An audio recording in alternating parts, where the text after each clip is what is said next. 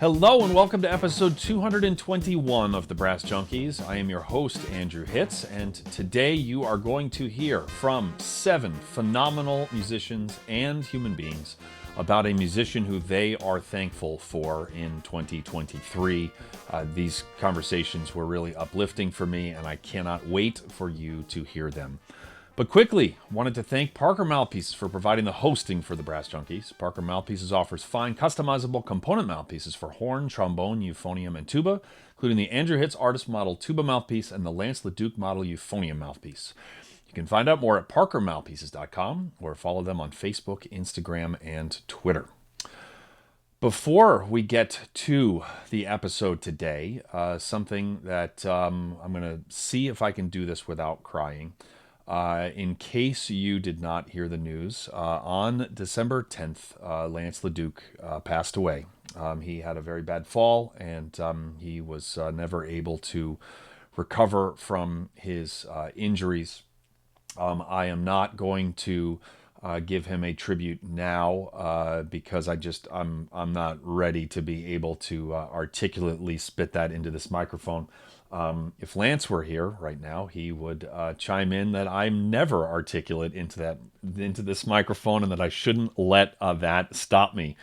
But anyway, he was like a brother to me, and both in Boston Brass, with Pedal Note Media, with the Brass Junkies. I cannot believe that he is gone. It just doesn't make any sense. And I've been sitting with this now for a while, and so I'm getting by as an awful lot of us are. His wife, his children, his mother, his brother, all of his friends and colleagues. For everyone who has reached out to me, expressing condolences, and with how much of an impact Lance and the Brass Junkies have had, it's really been amazing. I've had more phone conversations in the last 3 weeks than I probably had in the possibly the year before that, but they've all been just so needed, because he impacted so many people so deeply that it's really hard to wrap my brain around the impact on the world that he had in the 56 years that we got from him. And I feel really, really fortunate to have gotten as much time with him as I did when we were both getting out of Boston Brass in 2013. We knew that we wanted to continue together in some capacity, and we didn't know what that was. And so we did a process called a business model canvas, and took hours and hours and hours. And then that was the germination for Pedal Note Media and for the Brass Junkies. And Lance was fiercely proud that this thing was going on after his departure, which was a little over a year ago now. And so it is going to continue, but that is why there's not been any episodes in 2 months, because I haven't, I've not had it in me to be really doing anything other than the bare minimum, just trying to enjoy family and Christmas. Anyway, so thank you all very much for the kind words. Thank you for your patience. Speaking of which, where the hell did that come from? Not speaking of your patience, there will be a celebration of life in Pittsburgh on Saturday, March 23rd at 1 p.m. at Southminster Presbyterian Church in Mount Lebanon, Pennsylvania, where Lance lived with his amazing wife Hannah. And I will be there for sure. And there's going to be a lot of laughs, and there's going to be a lot of it's going to be wonderful. So we're going to celebrate the legend that was Lance LeDuc on March 23rd. Lance and I used to both we used to lean into awkward segues, and intentionally awkward segues on this podcast. So speaking of Pittsburgh, I'm now going to read a spot for Duquesne University and the Mary Papert School of Music which that's why it's going to be a celebration of life. By the way, this is not going to be a funeral. This is not going to be like a service per se, because Lance would not like that. So, Mary Pappert School of Music is an incredible school. Pittsburgh is this super hip and thriving place between the opera and the symphony. There's also some world class chamber ensembles there. There's River City Brass Band, but there's also there's a thriving jazz and improv scene. It's a really great place to be a young musician, and the faculty is absolutely top notch. So if you are looking to get either an undergrad or a graduate degree in one of the brass instruments, please click the link in the show notes, which Jim Nova made a video just for Brass Junkies listeners about the Mary Pappert School of Music. So please go ahead and check that out. Okay, the list of people that I have for you. I realize this intro is long, but it is what it is. I'm doing my best these days. What a list of people. Sasha Romero, principal trombone of the Metropolitan Opera. Rodney Marsalis, lead trumpet and owner of the Rodney Marsalis Philadelphia Big Brass. Danielle VanTuinen, professor of tuba and euphonium at the University of Florida. Jeff Scott, professor of horn at Oberlin Conservatory. Steph Frye-Clark, tuba player for Mirari Brass Quintet and professor of tuba and euphonium at East Tennessee State University. Ryan Little, principal horn of the Atlanta Symphony Orchestra. And Hakeem Bilal, professor of trombone at the University of West Virginia.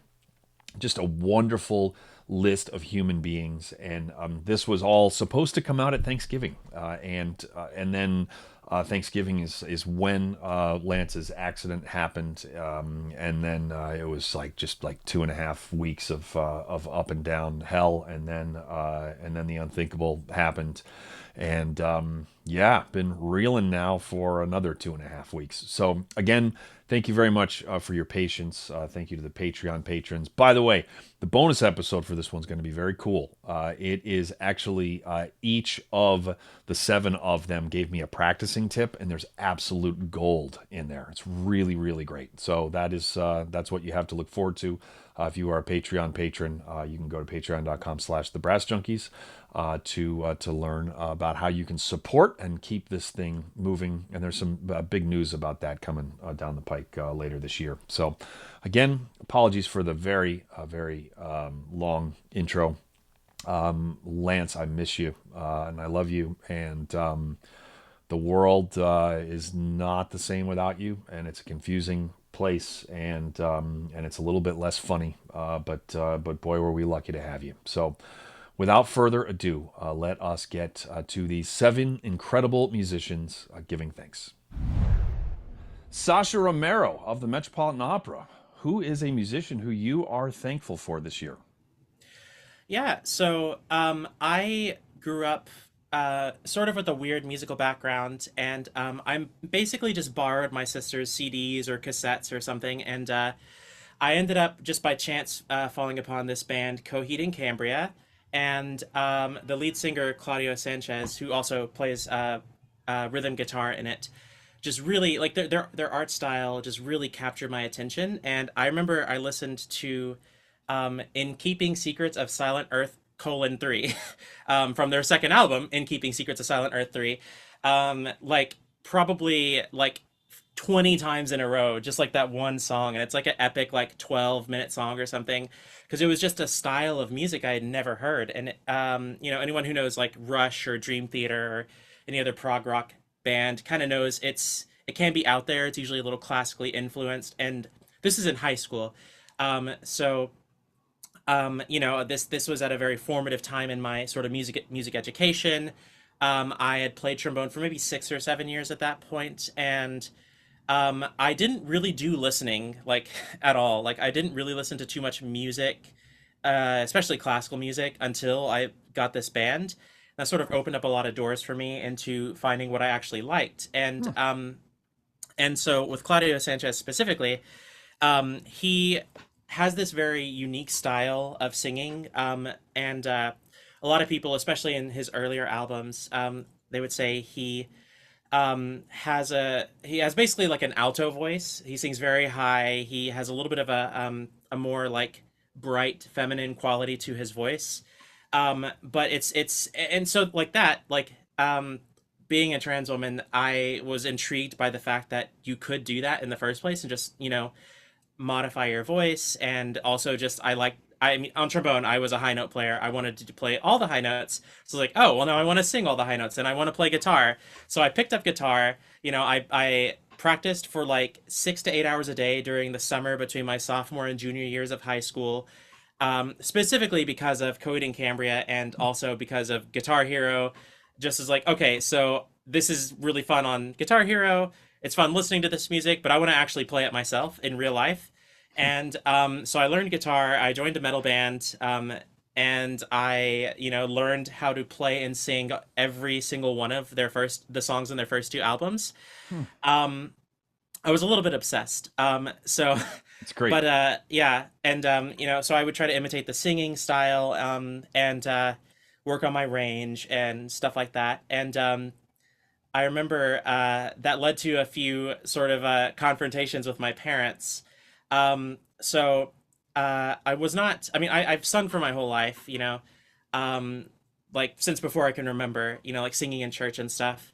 But I didn't really seriously work on it until that point in time, in high school when I heard Claudio Sanchez, and so I had to go into falsetto for that, and I wasn't that skilled at it at that point. And my mom, who is a trained singer, she got a degree in choral education. I asked her, "Hey, can you give me some lessons?" And she was like, "Okay, lesson number one: don't sing in falsetto." And I remember that being just crushing. And Mm. she was a very Simon Cowell type critic, and so that was very formative for me because it was just sort of a I either just like had to sort of accept that criticism as a sort of eternal judgment on my abilities, or I could decide, no, fuck that. I'm going to practice and sing it anyways, and you can die mad about it, basically. And I kept doing it and doing it badly, and so that sort of was one of not that like it's not like anyone. It's not like I sounded like Joe Alessi or something like when I first picked up the trombone. So everyone starting out sounds bad, right? But Yes. for me, because the voice was so personal to me, and there's a lot of sort of emotional, uh,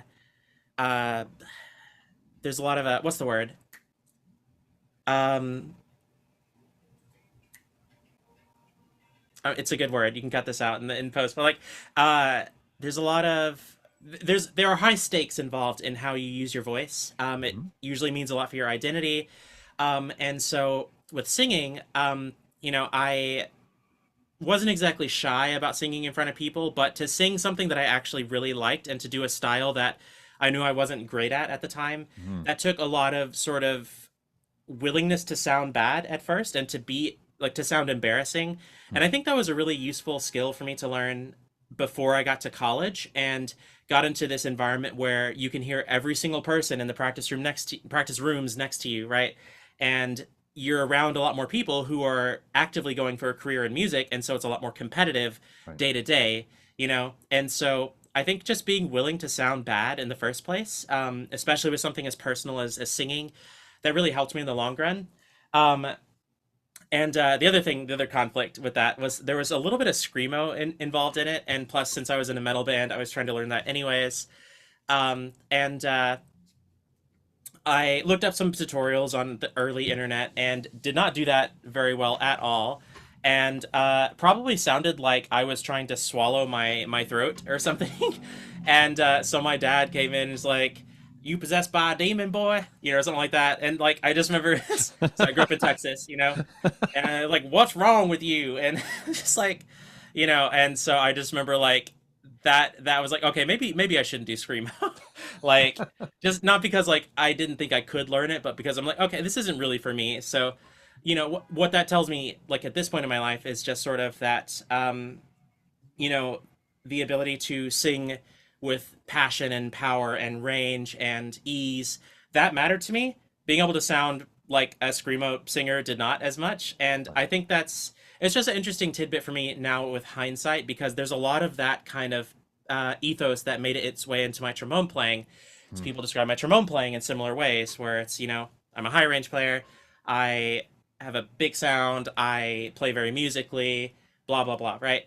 And I, can't help but notice those similarities when I think about like my early influences. And of course, there's a billion influences in why I play the way I do today and Hmm. why I think of music the way I do. But another aspect of like that, or rather, another aspect that I feel like I picked up from Claudio Sanchez's singing was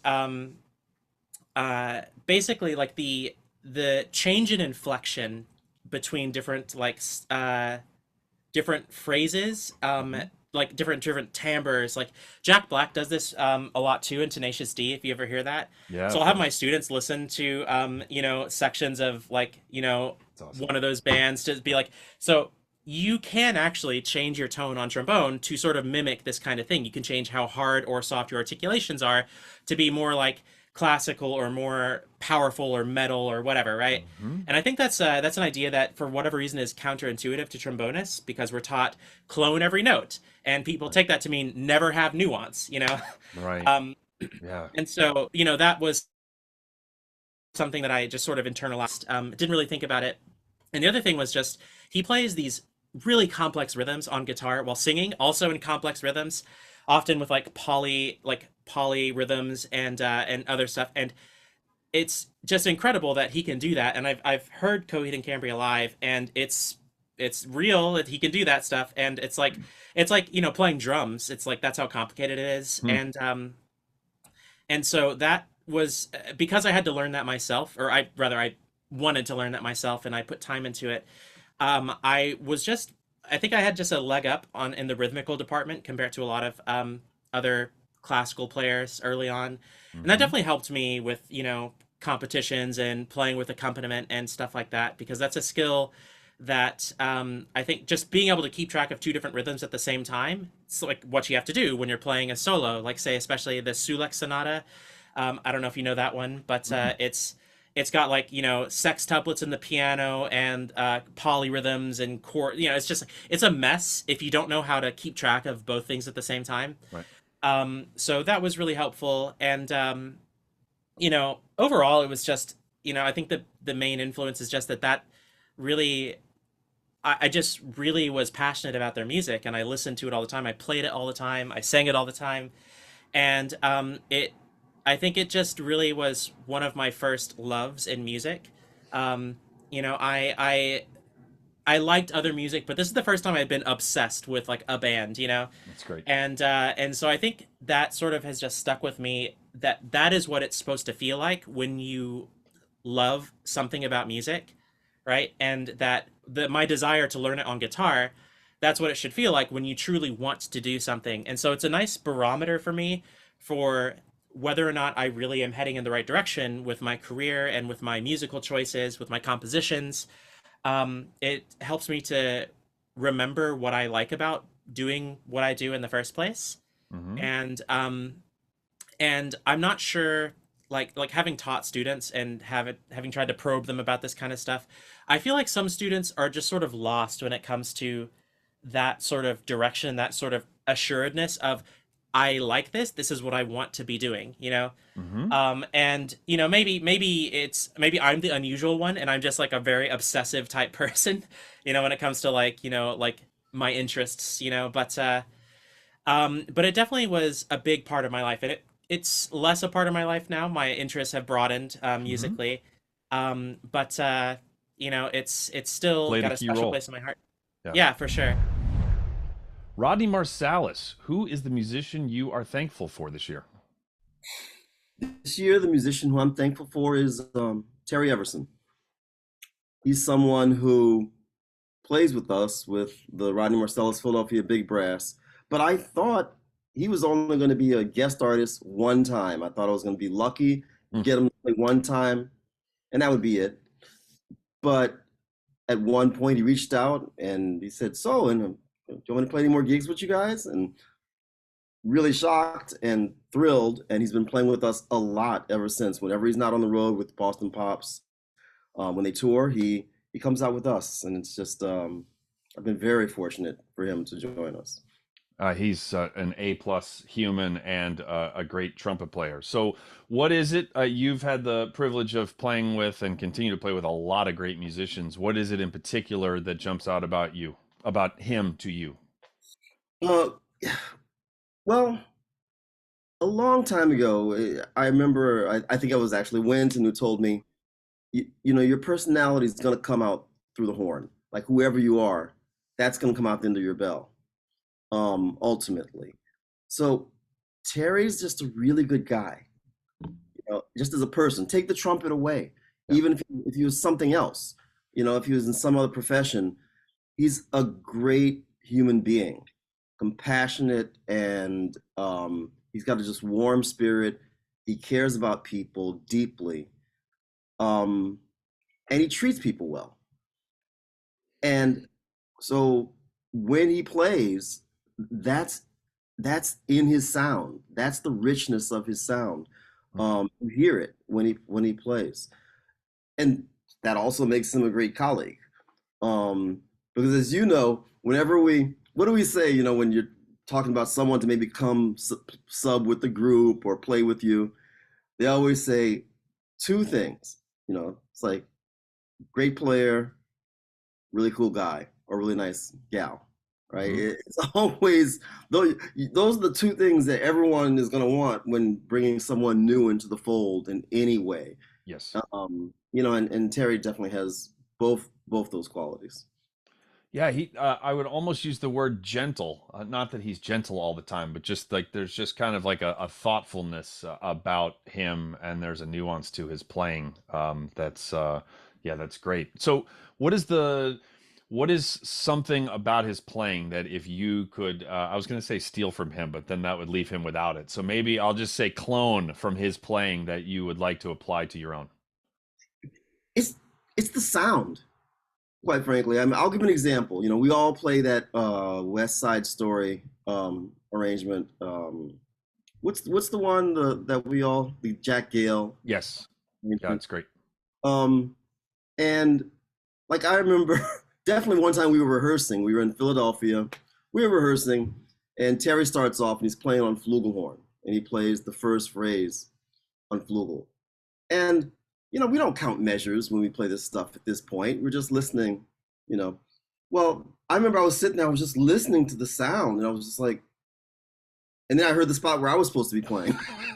I was like, oh, I'm so sorry. I was just really getting into how good it sounded, and I was like, oh wait, ooh, that's not supposed to be me now. When your name is in the name of the band, you can come in, you can not come in. What are they gonna do? Fire you? Yeah. You know, but it was funny though because then, and in that same spot, whenever we play it with Terry, like I love doing it with him, and I hate doing it with him because he plays first, and then I hear myself, and I'm like, ah, but I'm not. It's just I'm not matching that big, huge, beautiful quality of, you know. But the thing is, when you have someone like that, to go on about Terry, I remember I was teaching at Eastern Music Festival, and I was playing principal trumpet for the summer, and I was teaching, so I had all the students. The student after student was from Boston University and would study with Terry. Um, and I noticed something about them, about their sound. I noticed that they were something about their sound showed me that they were hearing a really good trumpet player on a regular basis. Mm, Because that's, you know, in a big way, that's how we learn, isn't it? I mean, if hearing excellence like on the instrument, you never hear someone play well, you're yeah. never going to develop any concept of how to play with a beautiful sound. And Yes. I heard it from all of his students that summer.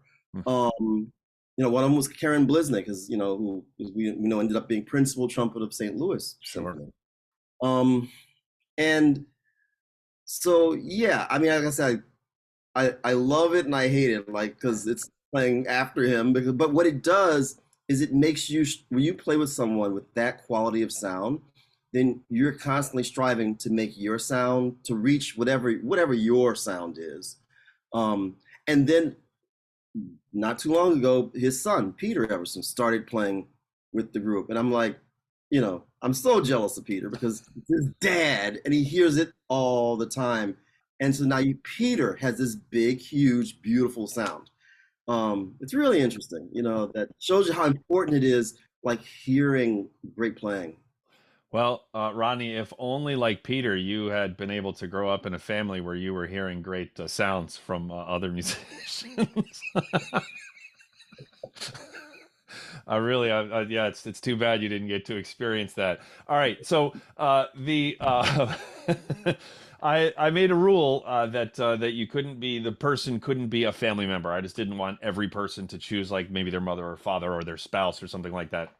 But I'm Right. going to go a little bit bonus here because you are related to a pretty good trumpet player who I think you probably would have answered with if I had not had that rule in place. So tell us briefly about that and what he has meant to you as a musician. Oh, geez. You And know, I know you could go on for literally hours about this. So no, yeah, no, it's I don't. I'll just go to kind of like the beginning. Well, no, well, gosh, the very beginning was um was when I first was taking lessons with him. And I used to go to the house there every week, and I remember him holding up the Arbin's book and saying, "This will be your Bible." Like I remember the moment.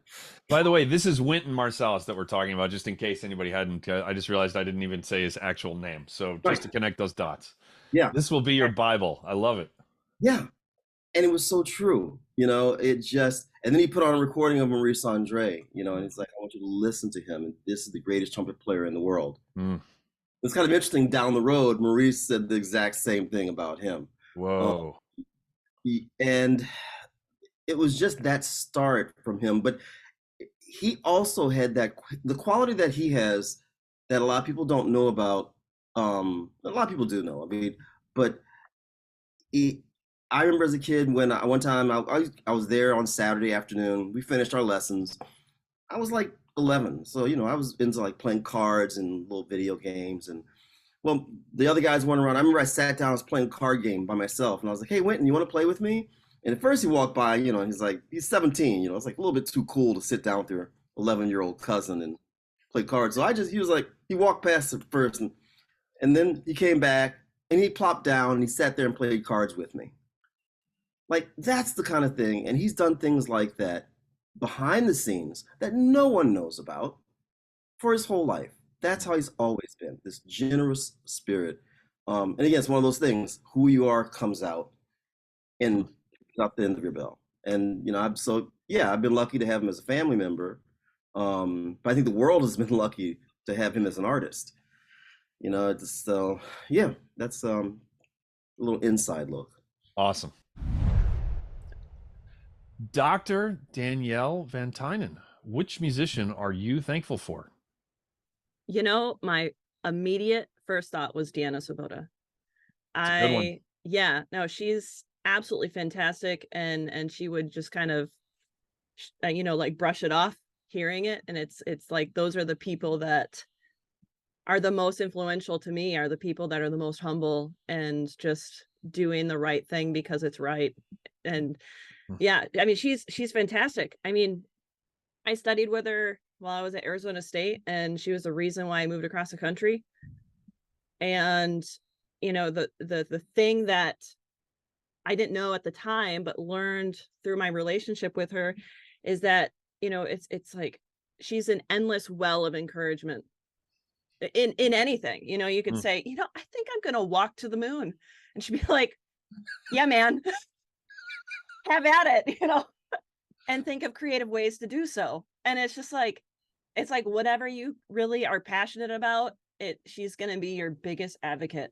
It's like, it's just, you can't really find that in anybody, because we just live in this society that everybody's against one another, or to try to get, the next gig. It's kind of gone away from bumping each other up to like the Hunger Games. And That's really good. That's really. This is gonna bring a smile to your face. I'm sure she's not gonna mind me sharing this private email, but this is like you can't make this up. She emailed me 3 days ago, and Deanna and I were in school together, and we were close. We don't talk all the time. Out of the blue, 3 days ago, she wrote, "Hi hits!" with an exclamation point. How are you? I listened to a TEM, that's the Entrepreneurial Musician podcast this morning about quantity and quality. Loved it. Thanks for the inspiration. You are such a great podcaster, and I'm happy to hear that you're doing life/career coaching too. Very cool. Congrats. Just saying hi and thanks. Best, Deanna.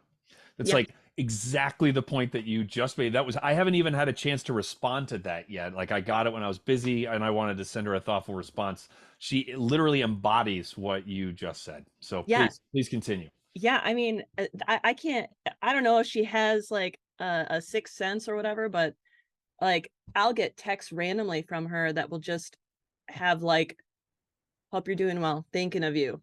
And it was like, I was having the worst day ever. You know what I mean? It's like, Yeah. Where are you on my shoulder right now? Get out of What's my going head. on? Yeah. And it's just like, yeah, I mean, you just can't find that quality in humans, especially right now. I feel like there's this shift in society that is just so me-centered and like almost survival centered that we lose empathy and awareness of everybody around us. And she's still hanging on to it, and I love it. And it's just it's inspirational, you know. Wow. The other thing I thought about was that it's something that I truly strive to embody every day when I'm teaching. Is just that, you know, it's like she's aware of when the student walks in, she surveys them without saying a word, and is like, what does this person need in this exact moment, regardless of what they have coming up in the future, but what do they need like right now, you know? And it's like in this 30 seconds of time, not even like in the next 30 minutes, what do they need? Right. And it's just like to adapt your personality that many times for one individual within an hour is it's just like a feat that is really hard to pull off, you know. Wow. And it's like, because you know, over the trajectory of a lesson, let's say you have 50 minutes to an hour, people's personalities change based on how, you know, how they're doing mentally, how they're doing physically, whether or not they slept well or ate breakfast, or now they have to go to the bathroom. You know, it's like you don't know what's going on. And it didn't matter the time of day or how tired or exhausted she was. She always like gave that. It wasn't even 110%. It was like she gave you the undivided attention that you needed in that second. And it was just, it's like, you know, there are days when I leave my office and I'm like, man, I'm just exhausted from peopling all day. And it's, you know, I may have had like 6 lessons that day, but it was like I'm trying to change my personality to meet the students with what they need. And it's like I could never have developed that had it not been for her. And it wasn't like she was trying to teach you to do that. She's just modeling by example. Right. And it's like to model not only from an instrument standpoint, but just from a human standpoint is so important, I think. Yeah. Wow. Yeah. What you said, what does this person need from me right this second? That's the key to parenting. That's the key to being in a relationship, like a business relationship, a romantic relationship. I mean, Yeah. it's the key to everything. Yeah. That's what a gift to have that modeled for you consistently. Yeah. And she even does that now. And I'm not her student anymore. You know, I'm across the country and like, you know, it feels like 30 different time zones away. But it's like, and she has, again, like I said before, has this keen ability to like sense a disturbance in the force and is like, I'm gonna text Danielle out of nowhere. It's just crazy, man. I love it. And I strive to be but a fraction of that. Yeah. Wow. Yeah. What a gift. What a I gift. know. It's just crazy. And she's like stunningly great tuba player. Oh my God. Like soloist, large ensemble, quintet. I mean, like all of it. Yeah. Yep. It's kind of like I I say this. I'm failing to find a better analogy, but you know, like she's like an amoeba of she just adapts and forms into what is needed in every situation. It's like either as a soloing artist, as a chamber musician, as a mentor, as a teacher, as anything, as a friend. You know, it's like she just kind of like, there's this weird shaped hole in your heart, and she's like, Not you know, anymore. like not anymore. Yeah, and that's like the biggest thing that is just, you know, that was the first thing I thought of when you asked me the question. It's just, yeah. And I think like another thing that just kind of, I don't know, she is, it doesn't matter when, if you come up and you're like, hey Deanna, let's do this really fun project, or let's do this really stupid project. She's like, Sometimes those are the same thing. I know. She's like, yeah, let's do it. Yeah. You know what I mean? And it's like, it could be something as simple as like, well, let's try to shift a little bit of how, you know, like organizations are running, or like try to change the way that people are seeing certain situations within music. You know, it's like, or it could be, let's record a CD, let's write a book together, let's like anything. She is just always game. You know? Yeah. It's like being able to rely on somebody just to be down, just to like, yeah. It's so awesome. That's great. Yeah. Good. I approve of your answer. Awesome. What you're feeling right now is validation. I was worried. I've decided I'm going to include this in the episode. So yeah, that's no, she's that's going on your CV, isn't it, Danielle? Yeah. Heck yeah. Yeah. Jeff Scott, which musician are you thankful for this year? Oh, it's an easy one. Her name is Carolyn Clark. She was my very first horn teacher. That's great. And where did you meet her? Well, I was 14 and trying to find something to do other than, you know, playing on the court with my friends. And my mom said, I bet you did more than just play on the corner with your friends. I'm just guessing, Jeff. Well, not until I turned 14. And I was starting to get more and more interested in playing the French horn. And actually, it was my band director. My band director, but you know, he was talking with administrators there in Queen, where I grew up. And he was like, "I got this kid. I really think he'd be a good candidate to study outside of, you know, the band program." Actually, what happened was, he spoke with an administrator at the school about the fact that I had this promise. He knew I didn't have any bread. This woman actually anonymously went to Brooklyn College Saturday program, like the Juilliard MAP program or something like that, paid anonymously for 4 years for me to go and study, get lessons, and do the theory and all that stuff, and then encouraged my band director to just tell me to go and audition. So I get my stuff together, I practice my little thing, I go to Brooklyn College, I take my audition, and at the end, the people say, "Congratulations, Mr. Scott, you have a full scholarship ride." I go home thinking, of course, because I was so good on the French horn that I went to the college and got a scholarship, you know. I found out when I was actually in Manhattan School of Music in my sophomore year. I got a call from an administrator at Brooklyn College Prep Division. Say, "You don't know this woman, but she anonymously paid for your Prep Division studies," which consequently was also the lessons.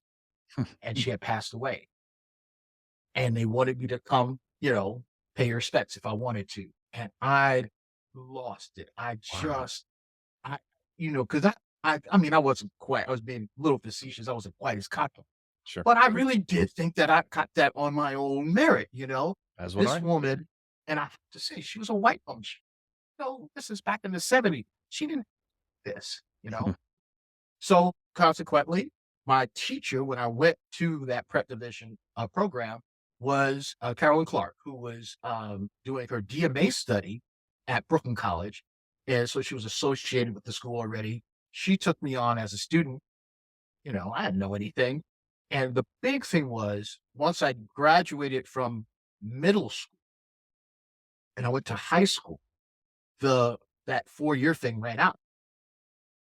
And here I am in high school, and we don't have bread to pay for Saturday programs and all that. And so Carolyn decided she was going to teach me for free for the next 3 years Oh, to get me to music school. wow. So I had, and I mean, without fail, every Saturday I went to this woman's house and we had lessons. When she couldn't do it, her husband, who was a trombonist, Kevin Clark, he would give me a lesson if she was like gigging somewhere. And every Saturday without fail, I had a lesson for the next 3 years, and they got me through, they got me into Youth Symphony, they got me into Manhattan School of Music, they got me scholarship. I mean, hands down, without a doubt, I am not a musician without Carolyn Clark. I zero. I don't know what I would be doing. I assume I'd be successful because I had a great mom, but it ain't music. That's for sure. Wow. Not this kid, man. That was 100% this woman just giving of herself every Saturday to make sure I got what I need. That's incredible. And even covering the weeks when she wasn't there, like having her husband do it. That's boy, that's really special. No, and at this point we're family. I mean, I'm godfather to one of her sons. Wow. Carolyn was just, I mean, I would go, and it wasn't even, after a while, it wasn't even lessons so much as it was a day at Aunt Carol's house, because I'd go have a lesson and then they'd make lunch. And, the next thing you know, 4 hours had passed, and then I was heading back on the bus to go home. And it was just, I got to listen to music and watch her sometimes rehearse chamber music in the house and, talk about life, Wow. Yeah. So I can't tell you, I can't pay her back. It is impossible to pay her back. Wow. So I give her hugs and kudos. She's on my my biography line and has been for 25 years. Hey, if somebody said you got to cut that bio, I'm like, I never leave that out. Never ever. That's Wow. without a doubt. Well, I'm going to be so bold as to give you some pushback on her behalf when you're saying that you could never pay her back. I think that you do every day. I mean, you're one of the most generous people that I know, musically and on a human level. And it sounds like that was modeled by your mother, first and foremost, but then, by this woman as well. So I think that you're just doing that just by being Jeff Scott, even though now it's like, literally today got nominated for a Grammy Award. Yeah, like mean, just a couple hours ago that came down. But so now it's like Jeff Scott in lights. But I didn't know you back then, but I have a sneaking suspicion that you're the exact same guy that you were before the name was in all caps. Yeah, for sure. Yeah. People I'm associated with, they keep me very humble. Yeah. You know them. I do. I do. They can I've seen it. knock down a peg. I've seen it. Chop. Oh man, but no, you're right. I mean, you're spot on. I just try to live the life that I knew they wanted me to live, and that they gave me the opportunity to live. And the grimy stuff is just like what, but it's like there's no zero chance. There's zero chance that I'm doing music at this level without the free lessons and really like the patience, because I was at the point, man. I was I could see that. growing up. That was what I'm supposed to lie and be like, no, I can't imagine you being a knuckle. I mean, not that wasn't like a bad kid, but Yeah. those weeks where you'd rather be playing softball and you got to go have your horn lesson, and you're trying to pretend like you actually practice your copra tune. Your teacher knows. Always. Yeah, to put up stuff because I'm sitting. We were just talking about this off camera, off audio. Mm-hmm. Well, we were talking about, we know when the kids are having a rough week, or hadn't practiced. The teacher knows, but when you're 14, you think you know, sneaky one, oh, she'll never know.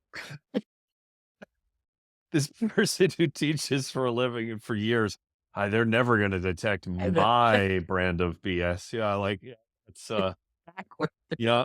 That was I remember one time I played an excerpt for Rex Martin, and he was like he was like, because I hadn't like practiced what I was supposed to, so I just kind of like, oh, I've got this story, and he's like, you've played that for me before, and I was like, it's like I don't think I have, and then he gave me a compliment, but it wasn't a compliment. He's like, no, I remember specifically because you did this one really cool phrasing thing. He's like, you've played that for me. What else are you gonna play for me this week? And I was like, oh yeah. I was like, oh, thanks for remember. Oh yeah. Yep, that was a swing and a miss. So, what a wonderful story. What a wonderful Oh, story. Yeah, that's really inspirational, and making me think of of how I could get more hands-on involved in various people, because for every person who's like me, whose family situation was able to just like, I started taking private lessons like partway through fourth grade, because I like plowed through the whole band book, like just like sight read the thing down. But for every one of me, there's at least one. There might be even more people like Jeff Scott right here, who's was no less talented or motivated or any of that than I was, just different circumstances. And I sure am glad that your career has culminated in being on the Brass Junkies for like the third time. So yeah. man, you know you made it. I feel sorry for people that hadn't been called. Dr. Steph Frye-Clark, who is the musician who you are thankful for this year? I am thankful for Sarah Paradis, Dr. Sarah Paradis, who's the trombonist in the Mirari Brass Quintet, which I'm also a member, the tuba player, Mhm. and she's also the associate professor of trombone and euphonium at Boise State University. Wonderful. And what makes you appreciative? Sure, there are a lot of reasons why I would say I'm appreciative of Sarah. I've known Sarah for about 12 years now. We first met through a mutual friend. She was working up at Bemidji State University when I was finishing my doctorate at the University of Wisconsin at Madison. And being up in Bemidji, she didn't have a whole lot of, I'll say, like brass connections. It's sort of in the middle of nowhere. And a friend that I met in my undergrad, who Sarah went to, I think, Aspen with, said, hey, you guys are like 9 hours apart. How about you do a recital together? And I said, okay, that sounds great. So we got in touch via email. We chatted a few times over the phone, and we put together, we just picked a program of mostly duo music, and had a couple, we each played a solo too, and said, okay, this is when it's going to be. It's going to be at University of Wisconsin. She flew down. Her plane, actually, the first plane was totally canceled due to weather. It was the middle of the winter. So she arrived a day late, and the recital was scheduled for the following day. So we put together this recital in like basically probably 4 or 5 hours of rehearsal. And I think that was like the first, like, oh, this is possible to do this when you're like playing with someone that kind of you're, I guess, musically on the same page with, and who has the, a really outstanding work ethic and a really great set of ears. And so it was so easy to put that recital together. And I just really admired and respected her level of professionalism. And she's easy to work with, both communicating, with words and also musically. And so then, fast forward a couple of years, she's the reason I auditioned for and now play with the Mirari Brass Quintet. And I've been playing with them since 2013. And Sarah's still in the group. So, that's another component of it too. And she's always sort of been, I suppose, like a peer role model for me. As I said before, always prepared, always professional. She's about the steadiest and consistent musician I know, not just in terms of her playing, but also her temperament. I trust Sarah. I trust her ears. I trust her musically. I trust her as an overall musician. And I think, most importantly, I trust her as a friend. She's been continually supportive of me and an advocate for me as both as a musician and then also as like a person. When I came out as non-binary, Sarah was one of the first to really show her support and also work pretty hard to understand who I am as I've continued evolving and changing. So Wow. I don't know. I think to like kind of I know that was like rapid fire, but I think to like wrap it up, I think I really like the term, and I've used it before, but musical soulmates. Mm. And I think that people can have, multiple musical soulmates throughout life. And, really, I think what sums it up is Sarah is definitely, one of mine. So that's who I'm Wow. thankful for. That's wonderful. You hit on one thing that I think was well, it was all great, but the one thing that jumped out at me was that you talked about a peer role model, which I think is it's cool that you put that fine of a point on that, because I think everybody needs like Sam Leaf, Rex Martin was in my life, Right. but they weren't they weren't peers. Obviously, those were mentors who Yeah. were significantly older than me. What is the value of having a peer who is also a role model, and how did Sarah fill that? Well, I think, when you have role models who are decades older than you are and who are at the next, let's say, stage of their career, it's easy sometimes, I think, to say, oh, well, they're there, I'm here still. Like, oh, I don't necessarily, like, I'm still growing, it's fine, like I can, whether it's not really slacking off, but you don't, I think having the peer role model, it forces you to hold yourself to a higher standard, that Mm. okay, this person is in basically the same point in their career as I am, Mhm. same point in development in life, even outside of a career, and look how they are carrying themselves, look at how they are handling themselves in rehearsal settings, in professional settings, as just human beings. And I think it's really helpful for me. It's really helpful. I have a hard time sometimes processing other people's emotions. It's helpful to have someone that I can look to and be like, okay, this is how this person handled this situation.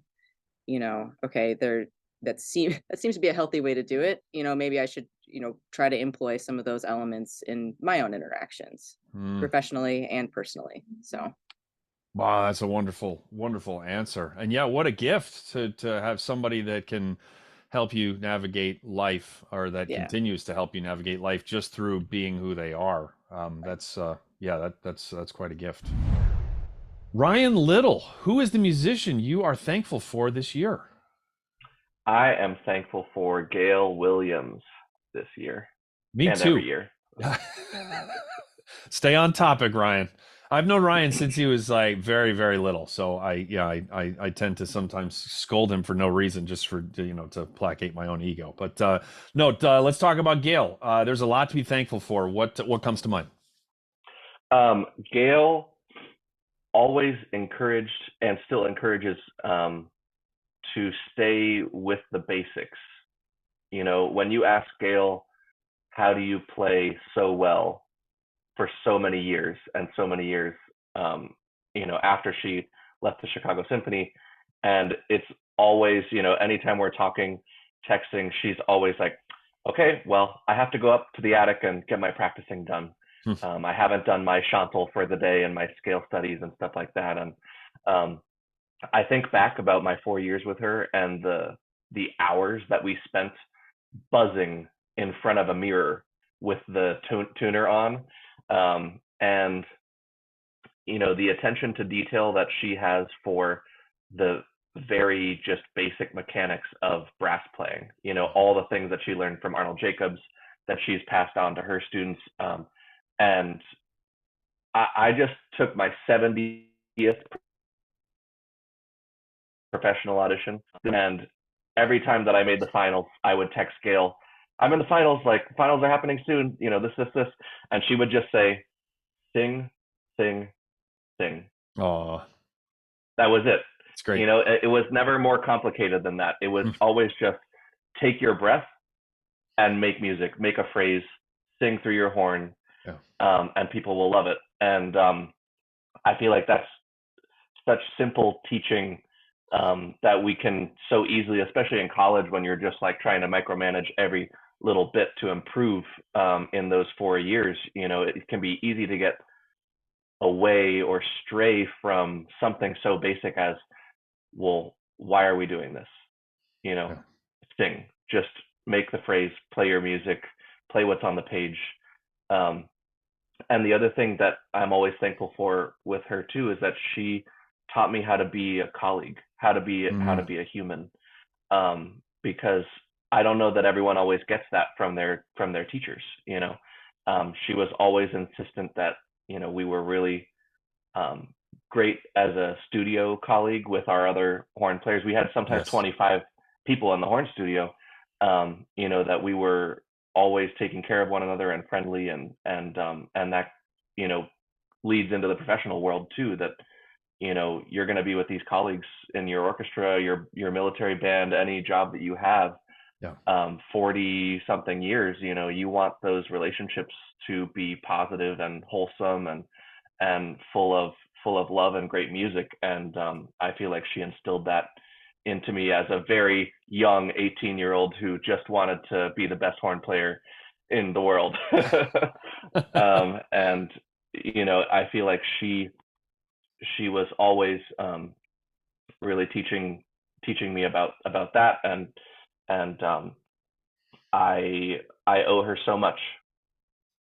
Wow, that's really special. When I think of Gail, the two things that come to mind for me are that she is just such a kind person, has always been incredibly kind to me when I was in school and since. And then the quality that I think of in terms of her horn playing, if I had to reduce it down to one, is just is singing, is song, is music. It's like even when she's playing something that's really powerful, it's musical. When she's playing something really soft, it's musical. When she's playing something really fill in the blank, it's musical. And so that aligns exactly with what you just shared. It's about singing through the horn, and it's about being a good person. Mm-hmm. Yeah. Yeah. Wonderful. Yeah, I really, you know, have still continued to grow with her teaching, and I see it, you know, with my students too. I think about, I kind of hear her voice in my head when I'm passing along, you know, some exercise that I've learned from her, and I think back to those years at Northwestern, and she, you know, luckily we got to work with her in brass ensemble, you know, and if you were preparing a recital, she'd be coaching your chamber music portion of that recital, plus your music with the piano, all that kind of stuff. And it always came back to just like, are you making music? Are you singing? And I feel like it's always been about like coming back to how do you sound, you know? And I feel like that's just something that I was so fortunate for her to really instill in my practicing in school. Just like, if it doesn't sound good on the mouthpiece, what do you expect is going to happen in the horn? Right. And so it was always just like, breathe, play, sing, you know, very simple. And I think about that every day. Wow. Yeah, to play a brass instrument poorly is an incredibly complicated process in terms of, like, you know, breathing and weird body thing, and playing a brass instrument really well is an incredibly simple process. And she embodies that, as do you. But yeah, that's really great.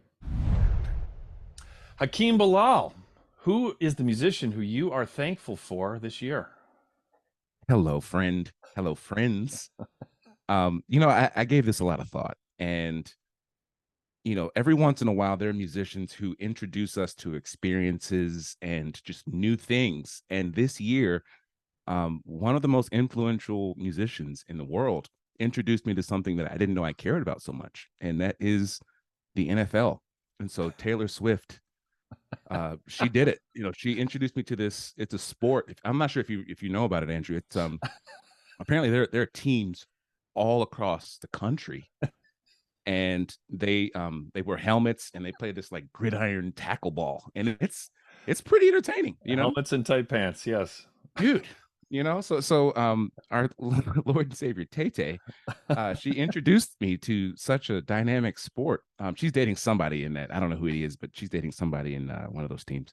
No, but I was going to say that, but I figured, you know, she's probably touched a lot of lives. But there was one moment early, actually, in this year, that's in all seriousness, I was sharing the stage in New Deco in Florida with my group New Deco Ensemble, and we were playing a concert with Alan Stone and Derek Hodge, right? Derek Hodge, just awesome bassist. And Derek Hodge wrote us a piece.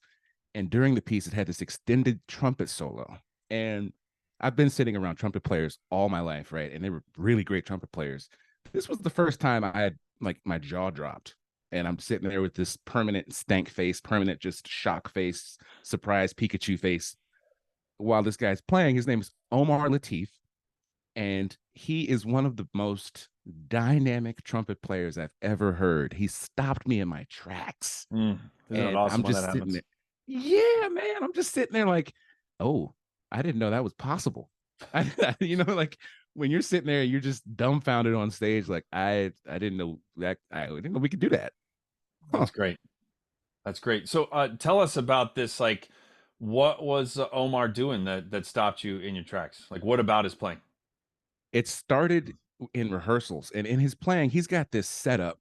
And you know, when we're teaching brass players, we teach them how to, you know, where the mouthpiece placement should be, how to hold the horn. And watching Omar play, everything looks just like unconventional.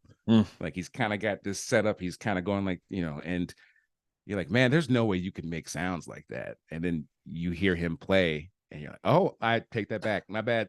Like you can make sounds better than I can make sounds. You know? I'm gonna just shut up and listen right now.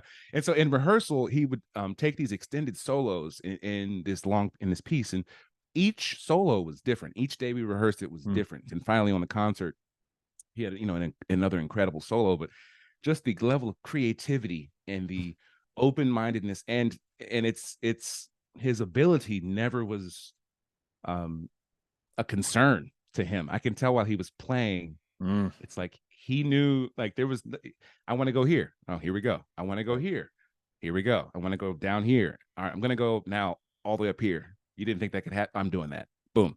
Wow. And it's just, it's like Maynard Ferguson-esque in terms of just this ability. Wow. And the musicianship. Then on top of that, he's not just a screamer. He's actually saying something with his instrument, and he's just taking you on this journey. And so there's footage. You can look this up right now online. New Deco Ensemble has footage of like my dumbfounded face, and they put it online of just like when you listen to someone playing so well, and it's just like me, just the whole time stank face. For those listening, it's just you have a good stank face, Hakeem. Thank you. Omar did it. Yeah. Wow. So just so proficient technically on the instrument that the musical storytelling was 100% in the driver's seat, even when improvising. That's really impressive. Super impressive. And this is someone who can do it all. You know, he can play in the orchestra, he can play in a big band, he can play by himself. And so it was truly inspiring to see that. And then I go home and I'm like, all right, well, let me pull out the Arbans. You know, like, let me see what I can do now, if I can try to, you know, mimic something he's doing. And it's really, really inspiring after I stopped crying and like realizing I could never do that. But, you know, to at least attempt it was humbling, I guess. You went through the 5 stages of grief. That's a serious solo when it starts that sequence. Oh, that's great. Boy, it's so valuable when any of us, especially those of us who have been doing this for a while, when that happens, it's a gift. Yeah, man, it's we take it for granted, you know, as musicians. We are always giving, and this was a time where I'm on stage giving, making music, and I'm receiving, and I'm like, oh man, this is just a treat. And I'm so thankful for that, because it changed my perspective. It's like it humbles you in the nicest way of like, you ain't nothing. You know, you're thinking you're somebody, thinking you're something. There's always, man, go practice. You ain't nothing. If you just texted me, I could have told you that. Yeah, you don't need to wait. Well, don't need you to wait do. For I was waiting for it. That's wonderful. Wow, what a gift. That is something to be thankful for. Yeah.